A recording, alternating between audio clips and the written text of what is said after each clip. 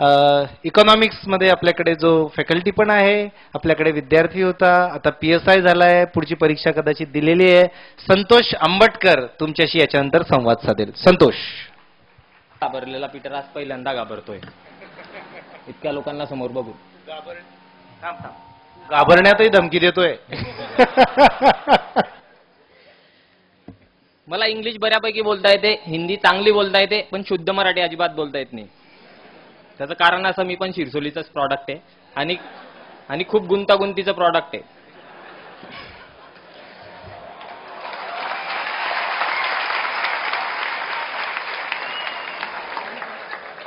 तुम्हाला आजपर्यंत बऱ्याच लोकांनी सांगितलं असेल 48% मी IAS झालो, IPS झालो, 50% झालो, काहीतरी अधिकारी बनलो. कॉफ्या करून पास होणारा मुलगा कधी अधिकारी बनतो तुम्हाला माहिती आहे का? बघितला नसेल तर बघून घ्या, तुमच्या समोर भाषण देतोय.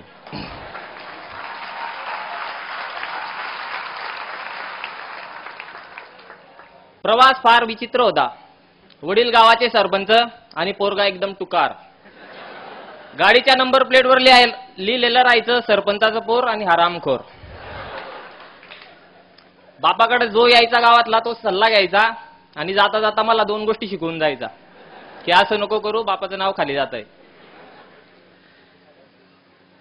10वी पर्यंत आलो. गावातच शाळा होती.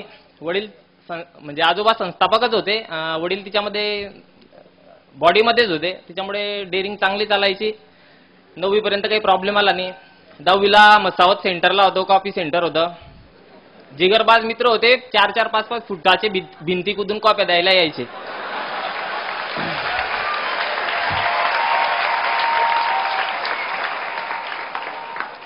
झालो 10वी जेमतेम पास झालो. 11वीला ऍडमिशन घ्यायचं. काय करायचं बऱ्यापैकी टक्के पडलेले होते. घरचे मला सायन्स घे. मला माहिती होतं सायन्स माझ्याकडनं होणार नाही.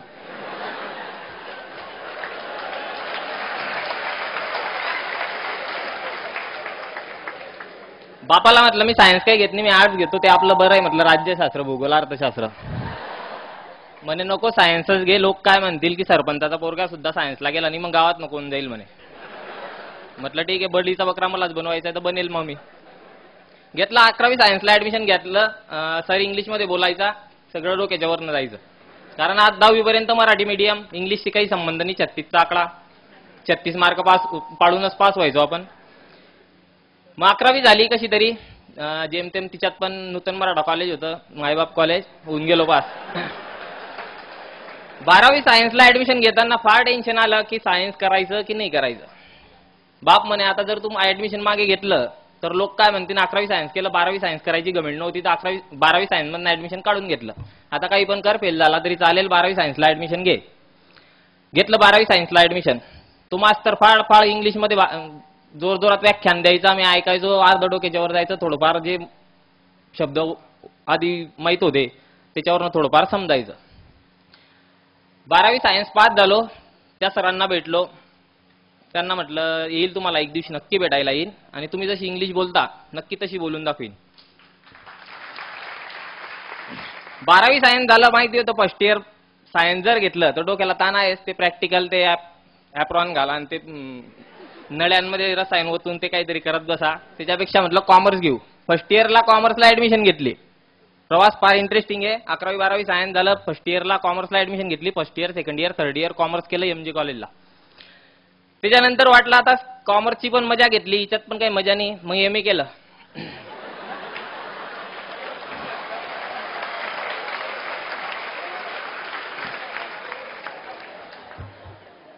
MA करता करता इकॉनॉमिक्सची गोडी होती. First year, second year, third इयरला इकॉनॉमिक्स बऱ्यापैकी झालेलं होतं. MA मध्ये पण इकॉनॉमिक्सवर बराच हात बसलेला होता. त्यानंतर प्रश्न पडला, आता MA पर्यंत येऊन गेलो, 23-24 वर्षाचे होऊन गेलो, आता करायचं काय? मी त्याच्यासोबत MBA पण करत होतो. ऑस्ट्रिया युनिव्हर्सिटी, रायसोनी कॉलेजला ऑस्ट्रिया युनिव्हर्सिटी, मी तिथनं MBA करत होतो. MBA झालं. कसं झालं ते फक्त मला माहिती. तुम्ही त्याचं टेन्शन नका घेऊ. मग एक समुद्र होता. समुद्रात फक्त माझी ओढी ती, चारी बाजूला समुद्र होता, दिशा दिसत नव्हती. हे जे 3 वाक्य ते लिहिलेले याच्यापैकी एक पण आयुष्यात नव्हतं. दृढता तर माहितीच नव्हती, प्रकाश माझ्या आयुष्यात नव्हता आणि दिशा कुठे जायचंय ते माहित नव्हतं.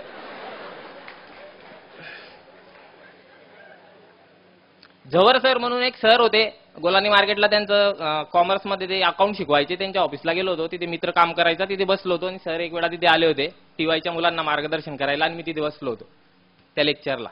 आणि सरांनी पहिल्याच तिच्यामध्ये मन जिंकलं होतं व्याख्यानमध्ये. सरांनी म्हटलं होतं की यशस्वी होण्याचे 3 मार्ग. एक कठीण मेहनत, दुसरा कठीण मेहनत आणि तिसरा कठीण मेहनत. तेव्हा समजलं की मेहनतीला पर्याय नाही, आपण जे करतोय ते चांगलं नाही.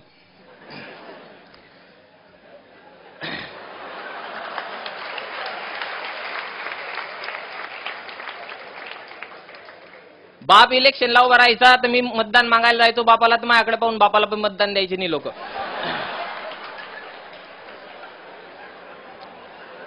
2007 मध्ये एक मॅटर झालं. मित्रांनी काहीतरी भांडण केली. रात्री 1:30 वाजता पोलिसांची गाडी आली, कंप्लेंट झालेली होती. मला 1:30 वाजता उचललं, बळगाव पोलीस स्टेशनला घेऊन गेले. 2 दिवस काही समजलं नाही काय चालू आहे. तिसऱ्या दिवशी बापाला सोडून घेतलं. पोलीस केस वगैरे काही झालेली नव्हती, फक्त अर्ज दिलेला होता. आता पोलिसांना पैसे पाहिजे होतं आणि राजकीय वातावरण होतं, त्याच्यामुळे राजकीय लोकांनी विरोधातनं काहीतरी ते केलेलं होतं. सुटलो तिथून घरी आलो. येता येता रस्त्याने एक माणूस बोलला की तू कसा आहे म्हणे माहिती का? म्हटलं कसा? म्हणजे तू तुळशीच्या वृंदावनात उगवलेलं गांजाचं झाड आहे म्हणे.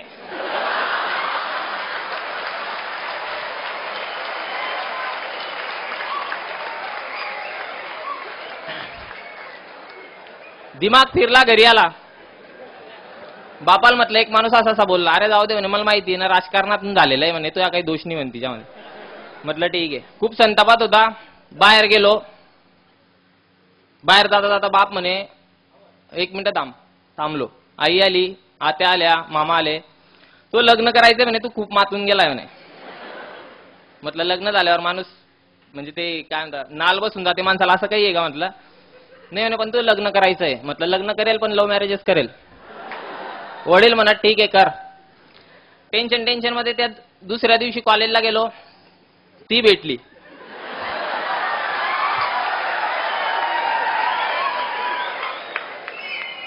तिला म्हटलं माझ्या घरी काही प्रॉब्लेम नाही, लव्ह मॅरेज करायचंय, करेल तुझ्या सोबतच करेल आणि घरच्यांशी बोललो पण आहे. म्हटलं तुला माझ्याशी लग्न करायचंय की नाही? म्हणे एवढे मोठे मोठे मॅटर करतो तू, आयुष्यात काहीच करू शकत नाही, मी तुला सोडून जाते, माझं लग्न ठरतंय म्हणे.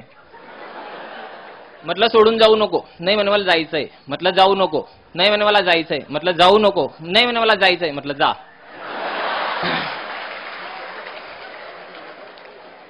ती सोडून चालली गेली. मग तेव्हा खरंच समुद्र होता. समुद्रात फक्त माझी होडी होती. चारी बाजूला फक्त समुद्र होता आणि दिशा माहित नव्हती. प्रकाश पण नव्हता जिंदगीत आणि दृढता तर अजिबात नव्हती. खसलेला होता, तुटलेला होता. काय करावं समजत नव्हतं. कवितांवर कविता लिहत होता आणि अजून बरंच काही करत होता. घरात कमी आणि पांटपरीवर जास्त बसायचा. मग तेव्हा दीपस्तंभाला आलो. सरांचं ते मार्गदर्शन ऐकलेलं होतं, ते डोक्यात होतं. दीपस्तंभाला ऍडमिशन घेतलं आणि एक जीवनात असा ट्यूब पेटला, प्रकाश आला. सरांच्या प्रेरणेने, मोटिवेशनच्या काही व्याख्यानांनी दृढता पण येऊन गेली आणि समुद्रातनं बाहेर निघायचं होतं. दिशा हवी होती. एवढा मोठा दीपस्तंभ माझ्यासोबत होता आणि त्याचा कॅप्टन इतका महान माणूस होता की शॉर्टकट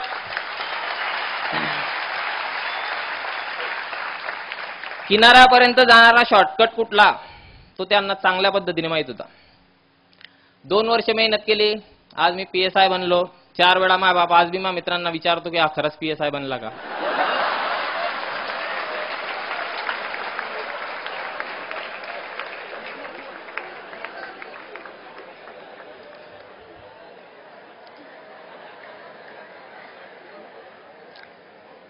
एवढंच बोलायचं होतं.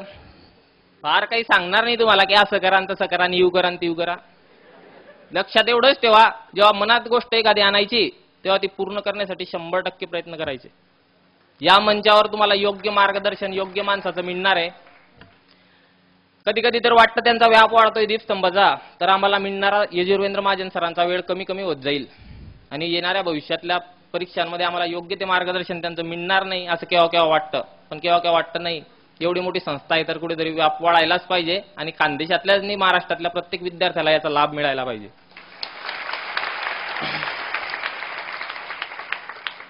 परिस्थिती फार वाईट आलेली होती. लोक काय काय बोलायचे, मायाविषयी तर जास्तच बोलायचे. पण 2 लोक फार खंबीर पद्धतीने मागे उभे होते, एक आई आणि दुसरे वडील. आजचं यश त्यांच्या चरणी अर्पण. फादर्स डेला माझ्या वडिलांना इथे मी बोलवलं. ते इथे आले, माझा सत्कार झाला. माझ्या आयुष्यातला हाच सर्वात मोठा सुवर्ण क्षण. आयुष्याच्या भूतकाळात काही चुका झाल्या असतील तर ते झाल्या असतील, पण आजचा वर्तमान मी त्यांच्या नावावर केला, त्याचा मला आनंद आहे. महाजन सरांनी ते बोलण्याची संधी दिली, तुम्ही शांत पद्धतीने ऐकलं, त्याबद्दल मी तुमचा आभारी आहे. जाता जाता एवढंच सांगेल, PSI बनलो, फार मजेत आयुष्य चाललं होतं. टीव्ही बघत होतो एक दिवशी आणि नाना पाटेकरचा क्रांतीवीर पिक्चर लागलेला होता. तो पोलीस येतो, नाना पाटेकर जेलमध्ये असतो आणि नाना पाटेकरला म्हणतो की तुझी शेवटची इच्छा काय? नाना पाटेकर म्हणतो या ऐसी घुटन सी होती है, मुझे अगर फांसी देनी तो वही दे दो, क्रांति मैदान में जहाँ से देश में क्रांति की शुरुआत हुई थी. त्याच्यानंतर नाना पाटेकर म्हणतो मरना है तो जरा ज्यादा मरो, इतना सा मरने से क्या फायदा. तेव्हा समजलं की आता ही फक्त सुरुवात आहे. PSI मला बनायचं नाही आहे. येत्या 3 वर्षात DYSP ACP बनून याच स्टेजवर परत सत्कार स्वीकारेल एवढी ग्वाही देतो.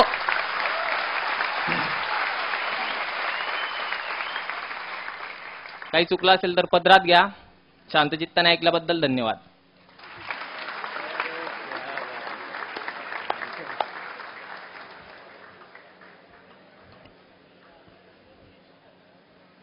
तो जसा आयुष्यात पहिल्यांदा घाबरला होता आज बोलताना, तसा मी आयुष्यात पहिल्यांदा मला शब्द सापडत नाहीये काय बोलावे.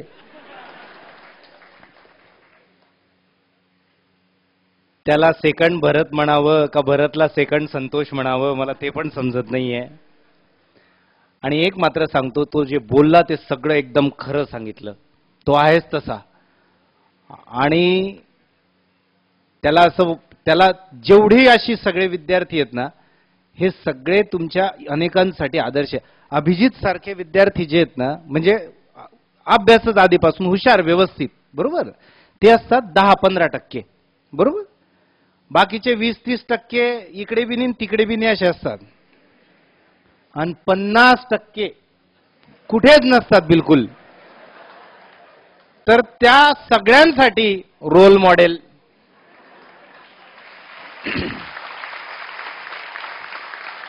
अत्यंत मेरिटला असणारे मुलं 5-5 अटेम्प्ट मध्ये पास न होणारे मी पाहिलेत. आणि असेच टपऱ्यांवर कधीतरी उभं राहणारे किंवा कधीतरी थोडीशी लाईन चुकून गेलेले, कधीच अभ्यास न केलेले काही मुलं असे पुढे जातात. याचा अर्थ असा नाही की टपरीवर उभं राहायला पाहिजे. मी मुद्दाम जरा विस्कळीत करून सांगतोय तुम्हाला. पण थोडक्यात आत्ता जर काही चुकीचं घडत असेल, आत्ता जर काही तुमचं तंत्र लागत नसेल, काही तंत्र बसत नसेल, निराश होऊ नका. जर तुमच्या जीवनात तुम्ही बदल घडवून आणला, तुम्हीच, मी नाही, ही सगळी लोक दीपस्तंभचं सांगतायत, त्यावेळेस मी एक वेळेस मानतो की ठीक आहे, वातावरण त्यांना मिळतं. माझं नाव ते खूप रिस्पेक्टफुली घेत आहेत, तो त्यांच्या मनाचा मोठेपणा आहे. मला असं वाटतं माणसाला बदलायचं असेल तर अगोदर आत ठिणगी पडावी लागते. आणि माझ्यासारख्याने जरी ती ठिणगी टाकली तर त्या ठिणगींचं रूपांतर ज्वालेत व्हायचं असेल तर जिथे ती पडली आहे ते ग्राउंड किंवा ती जागा तशी असावी लागते, ज्वालाग्रही. ती जर ज्वालाग्रही नसली आणि ती जर थंड अशी जागा असली तर अशा कितीही ठिणग्या पडून गेल्या तर उपयोग होत नाही. मी त्या दिवशी कदाचित जवर सरांकडे 50-70 मुलांसमोर बोललो असेल, मला आठवत पण नाही की तो होता नाही होता. पण ती ठिणगी पडली, पण ती अशा मैदानावर पडली की ते ज्वालाग्रही होतं. काहीतरी करण्याची जबरदस्त उमेद असल्याशिवाय अशा ठिणग्यांचा उपयोग होत नाही. म्हणून पुन्हा 3 cheers and 3 hats off for Santosh. Great, great.